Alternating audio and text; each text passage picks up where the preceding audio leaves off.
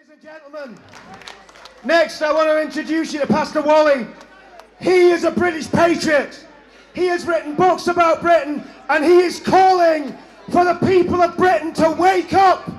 Wake up, sleepy nation, and rise from the dead. We need to lift this up. So give a massive round of applause for Pastor Wally as he comes up to speak to you now.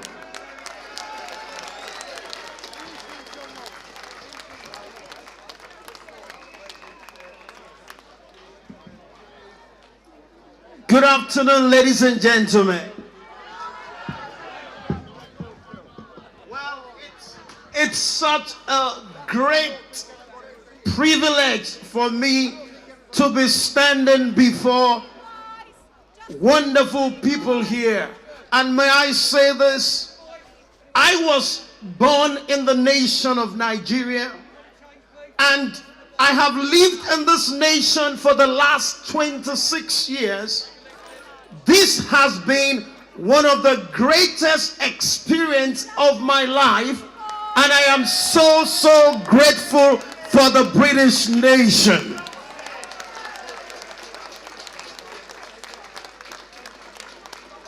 Ladies and gentlemen, every building has a foundation. Every individual has its roots.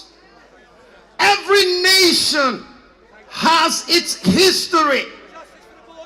Once the foundation of a nation is destroyed, the nation has no hope. Once the foundation of a building is destroyed, the building has no hope. Ladies and gentlemen, there is something I need to share with you this afternoon, which a large percentage of the British people are ignorant of. There is something I need to bring to our attention that some elements within our nation are trying to destroy.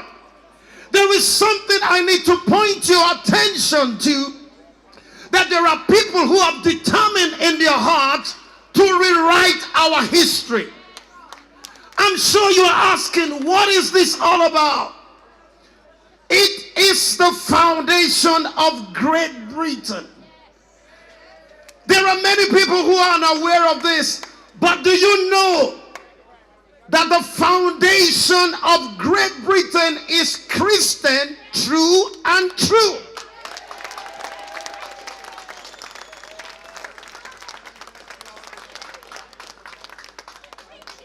I have said this everywhere, including the parliament, several times. In the last 1,500 years, Christianity has had the single largest influence on this island. All right, let me just take you through a few people who are so upset about Christianity in this land, and people who will rather choose to be politically correct. We're standing here in front of our parliament. Did you know that our parliament is supposed to start with a Christian prayer before all the sessions?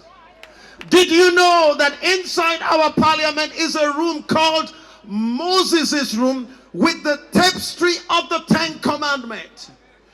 Are you aware of the fact that anybody that becomes the reigning monarch in this country picks the title, the defender of the faith?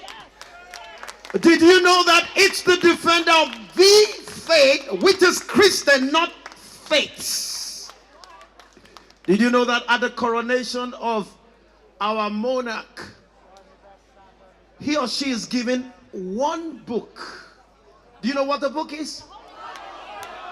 The Bible. And the archbishop will charge the monarch, rule by this book and defend the Christian faith.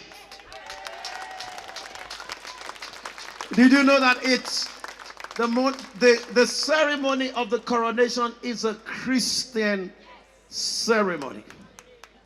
Ladies and gentlemen, I wrote 3 books about this wonderful nation. The first is called Great Britain Has Fallen. The next is called Awake Great Britain.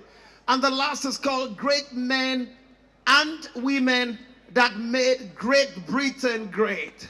Can I say something to you? Everywhere I have been to in this nation, and I challenge the politicians, I challenge the historians to dig into the archives. This is the only nation that has great before its name.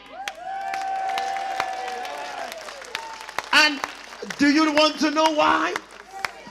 It was because our forefathers embraced Christianity, and the Christians taught it as their duty to minister, to help every other person. Have you ever wondered why we open our nation to people, to foreigners from different countries, and when they come into our country, we give them free health, we give them free education, we give them money, even people who are out to bomb our nation. Do you know why? It's because our forefathers embraced the principles of the Bible that says that we must treat foreigners and our neighbors with dignity. Ladies and gentlemen, do you know that all our laws are fashioned according to the Word of God? Do you know that we sit in Parliament today the way they sit because it was copied from the choir? Ladies and gentlemen, the people that changed our nation today, they were Christian. Some of our best scientists were Christian. Do you know that when the premiership was started some years ago, 33% of our clubs were started by Christians or in the church, including Aston Villa and some other football clubs. Ladies and gentlemen, can I say this to us? We need to go back to our Christian root. We need to reject domination from everywhere, and we need to crown Jesus as Lord in our nation. God bless you. Thank you, Wally. Big round of applause for Wally.